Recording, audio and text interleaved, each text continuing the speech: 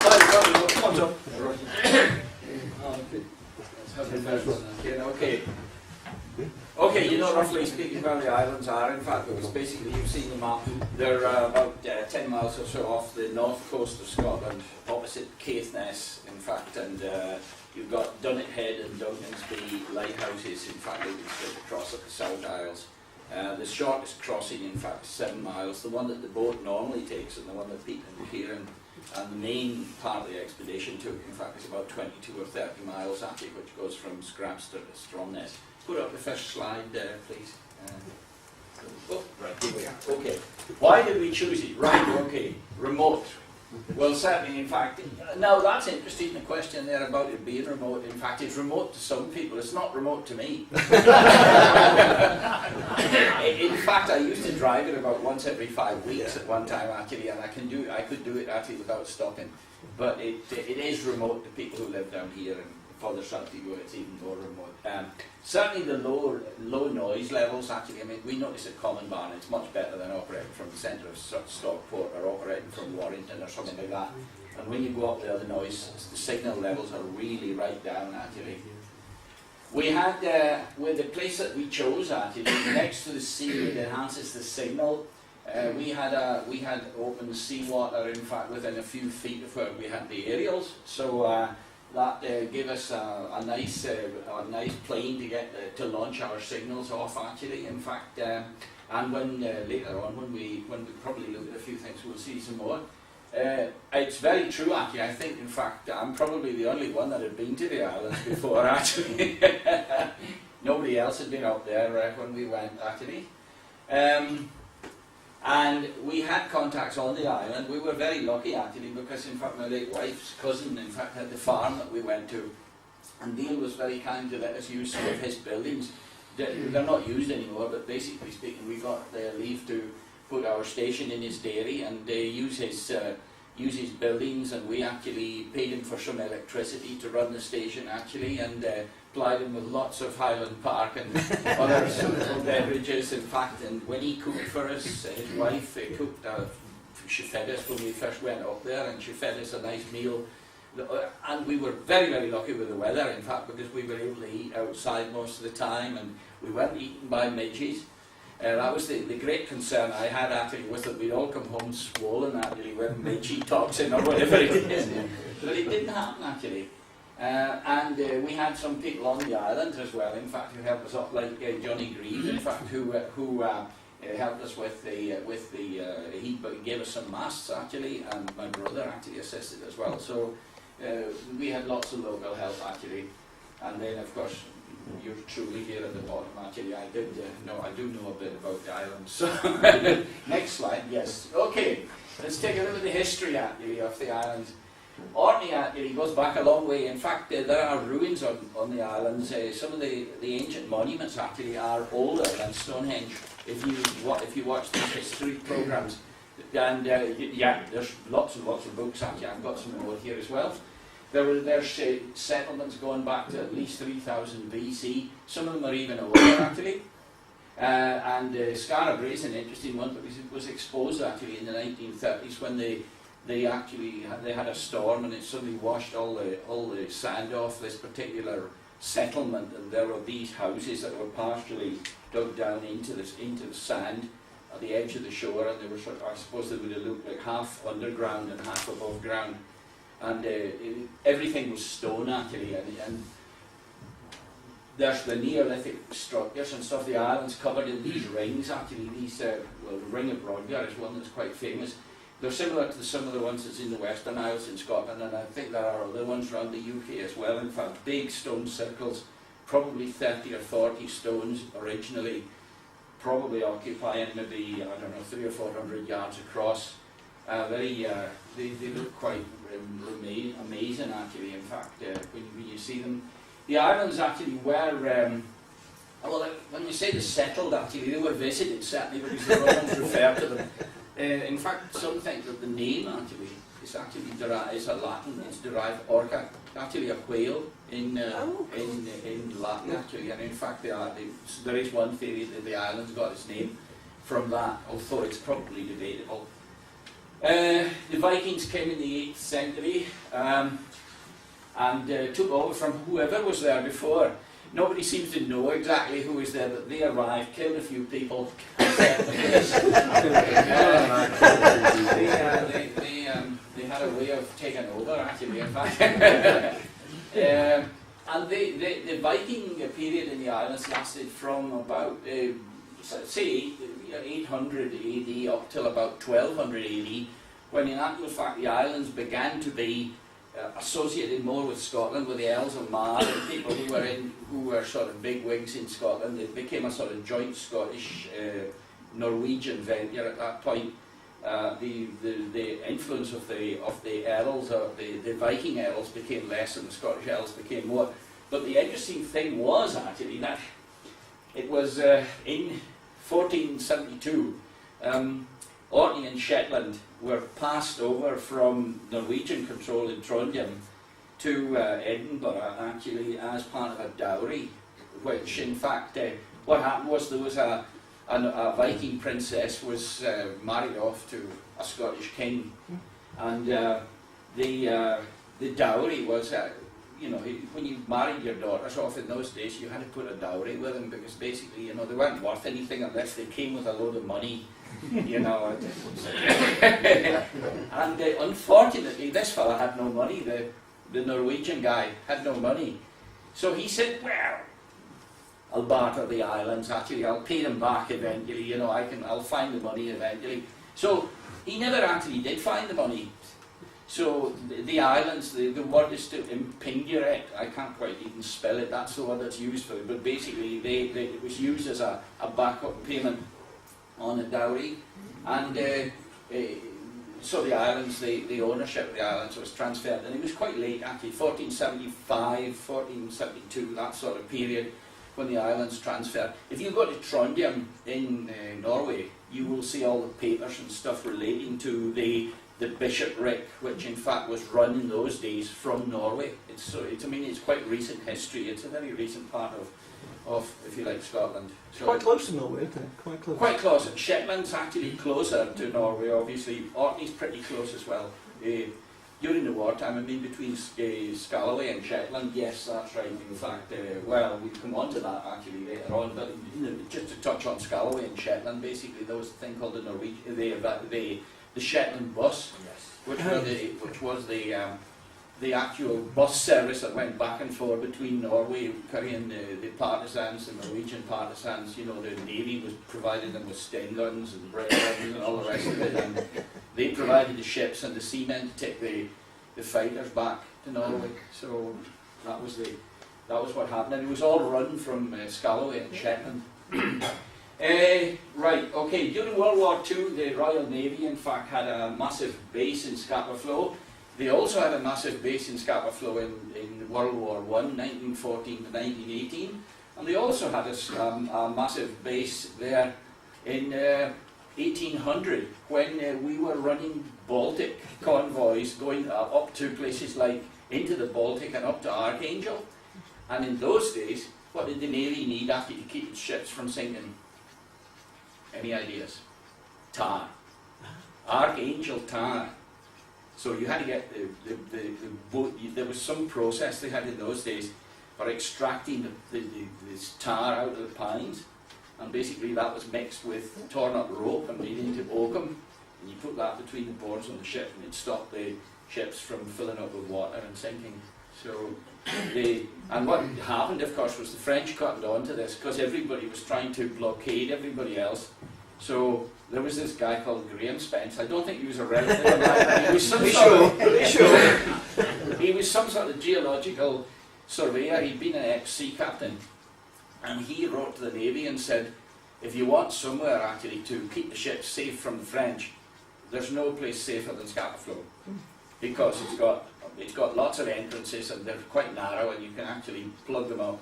So we built a lot of Martello towers and stuff in 1800 and thereabouts to actually stop the French, and more so to stop the American privateers. There was a guy called Paul Jones who set off, in fact, from the United States, because remember we burnt Washington actually, I thought that was a brilliant thing. The only country in the world ever to have actually burnt the actual capital of the United States. The president apparently had to escape in his coach and horses, you know, when the British Army arrived down from Halifax. Anyway, so Orkney had a history going back to 1800. Next slide, please. Yes. Oh, here we are. Right. This is the ring of Brodgar, actually. In fact, this is what they look like, actually. The photograph kind of crushes them in, but you can see these stones. So I say there's a large number of them. They're big. I mean, if there's nobody in the picture, but if I was standing alongside, I'd be up there about there. So they're large stones, actually. And I think there were about 30 or 40 of them in the ring originally. They are actually astronomical clocks, and the Druids, I'd like to think I was a Druid if I'd been living at that time. The Druids used to come out and sing, it's time to plant the crops, you know, and it's time to do the fishing and this sort of stuff, you know, once you had your astronomical clock going, that was good. So there's two of them, there's the standing stones at Stennis and there's the ring of Brodgar. They're both very similar, but that's just a sample. Actually, you have some of the other sites that's on these sort of archaeological and historic sites actually on the thing. This here is Scarabray. I was telling you about the semi-buried buildings. Everything's stone. You can see the beds actually where people slept. They weren't very big in those days actually. I don't think we'd be very comfortable in them. But that was it. I mean, they were exposed, as I say, by this is the sea down here at this edge of sand. They were exposed by the gale actually in the 1930s and basically opened up, and they're a great attraction actually for people who come to the islands to see some of these Neolithic sites. Try another one. Okay, right. So, covering some of the stuff in here we go. Separated from the mainland by the Pentland Firth. Some people reckon, some of the old mariners reckon, in fact, it's the roughest bit of sea in the world. Although when we went across it was flat calm. Yes, it was. Yeah, it used to hold up the convoys in the wartime actually. They used to sit for 6 hours when the tide was against them because they just couldn't move.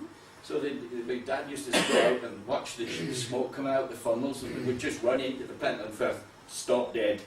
And then when the tide turned, it was like a cork coming out of a bottle. You know, straight through. It used to go backwards actually.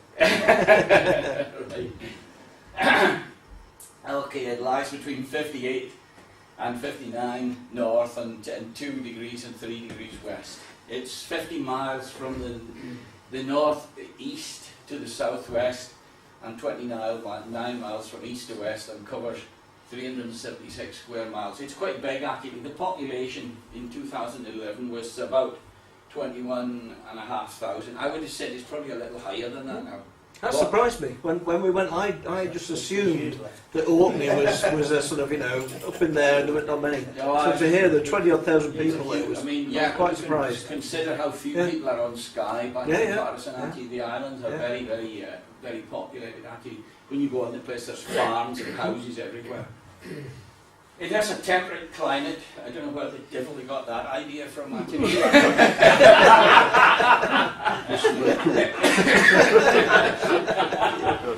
That's remarkably mild. This is Wikipedia, by the way. This is Wikipedia. For such a northerly latitude due to the influence, the Gulf Stream certainly keeps warm. What it doesn't do, it keeps the bloody wind away. I mean, I've slept through a 125 mile per hour gale, and it went off the scale at the airport at that point. That is frightening actually, 125 miles an hour. It sounds like the banshees are from hell outside actually when that's blowing. You can't go out in it, basically you just be blown away. You know, okay, so here you go. Position with regards to where we are, I mean we're there, and basically it's up there, so we had to go up the A9, A74, A9, and then we had a boat trip. In fact, some of us went across there, and most of us went that way there. Okay, so there's loads of ships actually going to the islands. 530 miles from Stockport, and there's a ferry crossing. I didn't think the prices were that extortionate actually, in fact, for the ferries. Okay, there's the islands. There's a large number of them actually. In fact, they probably run into hundreds if you count little stumps sticking out of the water actually that are not populated. But there's I don't know, probably in the 20s or 30s nowadays that actually have population on them.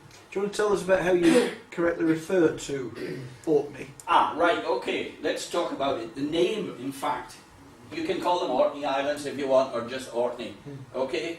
There are some people, I do it myself sometimes, we talk about the Orkneys, that's actually wrong. It's, Orkney is basically, it's like a plural word, it describes the whole group.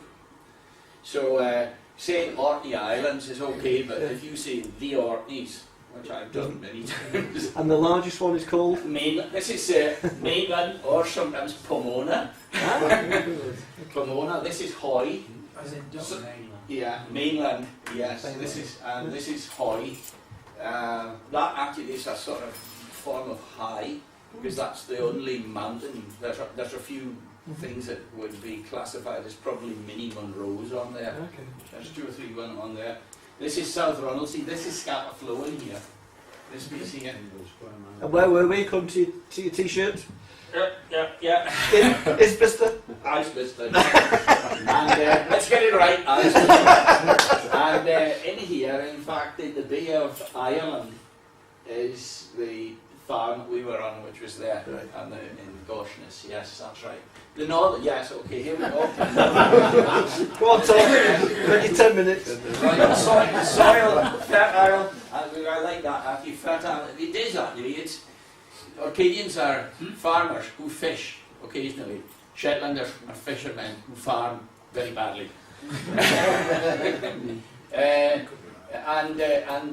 So basically agriculture is quite important. They grow very nice black polled cattle. Actually, they're famous for that. Actually, so the cattle coming from there are good. Actually, it's very green actually because of the climate. Beef, cheese, whiskey. If you go into Asda, you will find Highland Park whiskey. You'll find Orkney cheddar. What a terrible name, Orkney cheddar. But you will, if you go to like in Tesco's or Asda, you'll get beef and cheese, and also, funnily enough, if you can stand the things, oat cakes from Orkney actually. And whiskey, of course. This is Highland Park. Beer, it carries names like Skull Splitter and Raven Ale. Apparently Skull Splitter had a bit of a cult following down here, and in actual fact they were going to take it off the market because basically sort of people were going out and braining each other with bottles. You know. Skull Splitter. So fish. You can actually buy these, processed fish. It's crabs and lobster in tins, basically. It's quite nice, expensive, but it's seafood. Loads of wind and marine energy resources, actually. So they're heavily into renewables. They've got masses of windmills, considering the number of the population. They do a lot of windmill research. They've got the University of Heriot-Watt in Edinburgh has got an outstation up there where they actually have scientific studies, especially on this tidal stuff now, because the Pentland Firth and you've got the other islands, and you can put various things down in the water that pick up the energy actually from the flowing water. So there's a lot of that going on. Of course, the problem is, and this is where the people in London don't recognise the value of this work, so they don't recognise the value of the wind. And the thing is, the national grid, this is the trouble, the grid actually extends across the country. The further you are from London, the further you have to send the energy. And we've got a piddling old grid that was put in about 1920 actually, and it's never really been properly modified since then. And in actual fact, what they really need is some massive high voltage direct current grid, the same as what they've got in North America right now. Oh no, we can't afford that in London. We prefer to charge the people who make the energy up there like a 10 or a 15 or a 20% excess for the use of the existing wires. And then you've also got problems with the lairds in the Highlands who don't like actually super grid pylons going through their grouse moors and through their deer estates. So you have big signs saying no to super pylons. So there's a great deal of problem getting the energy down from these outlying areas down to places like this.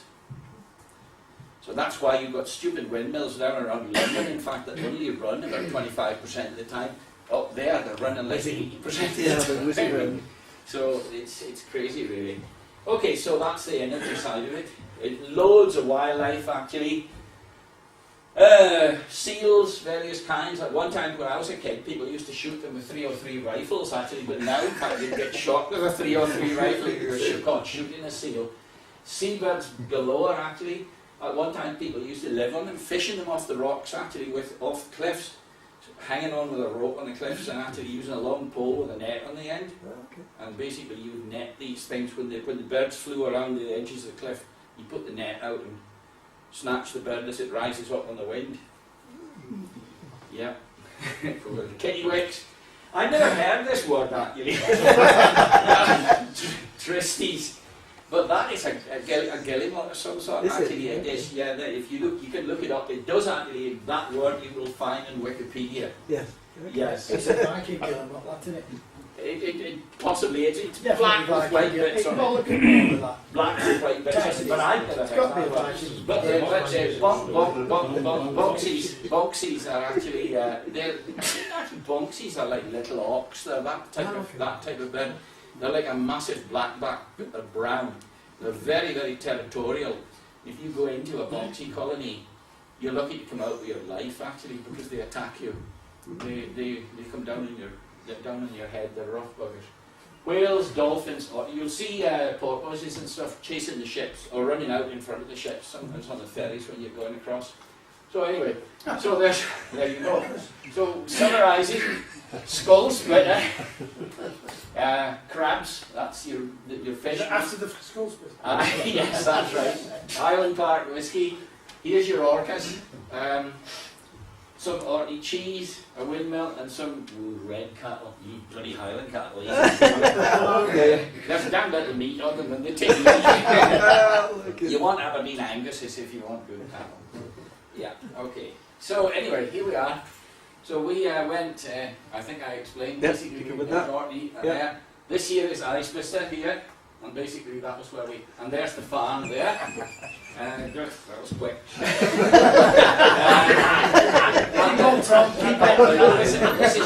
This is us here, that's our operating station, and we have aerials there and there. Okay. And that's the type of layout. This was the big barn building here, that was the station. And you can see the aerials there and the other one out there. Okay. And we had some challenges actually with Neil's old milking planner actually, because it didn't actually it didn't quite meet the standards of your modern two up, two down semi actually. It was it needed a bit of clearing actually before we started, and I think we've got here's some of this was down at the edge of the shore. You can see how close this building is to the shore. Neil has to throw rubbish over the face of that to stop this tide from washing away his foreshore. That's looking to the east. That's looking east. That's looking to the west. Looking west, that's right. What we had one set of aerials out at this end and the other set was at the other end. Okay. That there is inside, in fact, before we started. Neil had a very nice old barbecue in there which we pulled out. Did we eventually cook on that? You did? We did, yes, that's right. Or they did. And there was a lot of other stuff in here, general sort of. Can you point out on the back wall? Can you see it? Right. Halfway along, hanging there. Oh, up here. Up there, that one. Yes. What the hell? That was dead. That was a piece of. That was something Ham. that had been ham. Has That it had been there? It cured. was there in Cured. in April when we were there, and Yeah. it was still there. It keeps, if you put saltpeter in, if you boil in saltpeter and dry it, it'll keep forever. It was there. Yeah, that's right. Yeah, that's the stuff there. And this was some of his, he had mincers and all sorts of stuff in here actually. And that was his electrical wiring. That was, this was, he'd had an electric motor actually for driving the electric equipment in the milking here about, I don't know, I think at one time I got 70 milking cows. And there was a big milking shed actually, huge number of stalls, big milking machine, and they had a massive electric motor, and this was our sort of, this was where we wired into actually. Peter took his life into his hands there, and they went into Neil's wiring actually, I guess. So, that's it.